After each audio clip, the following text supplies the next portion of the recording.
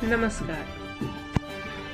श्रीमद् भागवत कथा में भक्त प्रहलाद चरित्र और श्री कृष्ण जन्मोत्सव का हुआ भावपूर्ण वर्णन।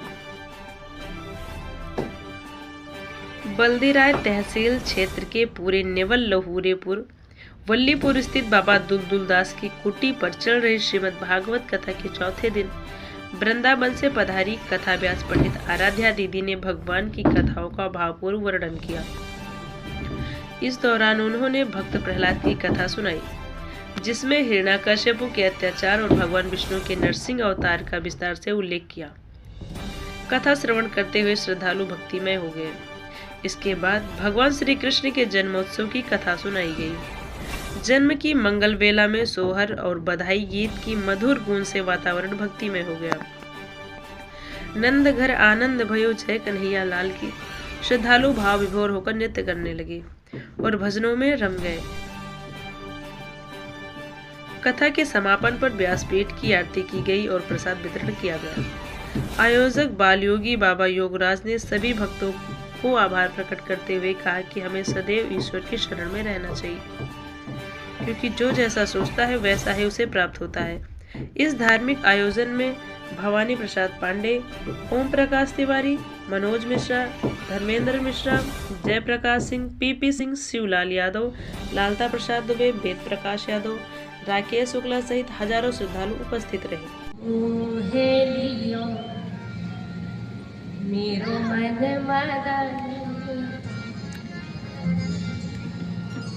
मोहे लियो, मेरो मन मदन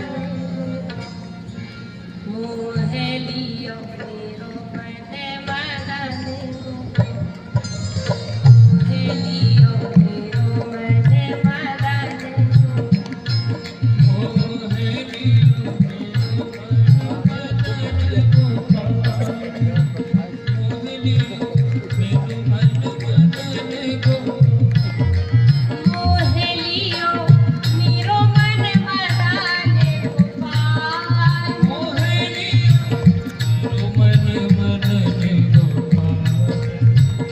एक बात बहुत सच्ची बात है। जीवन में अगर प्रेम होता है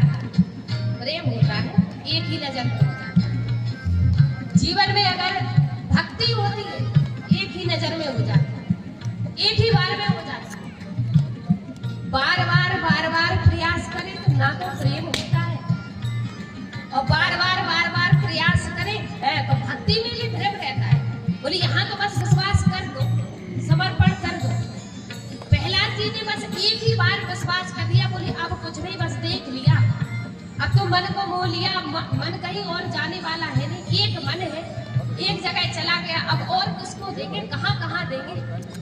मोहे लियो मेरो मन मदन, मोहे लियो मेरो मन मदन गोपाल, मोहे लियो मेरो मन मदन गोपाल, मोहे लियो मेरो मन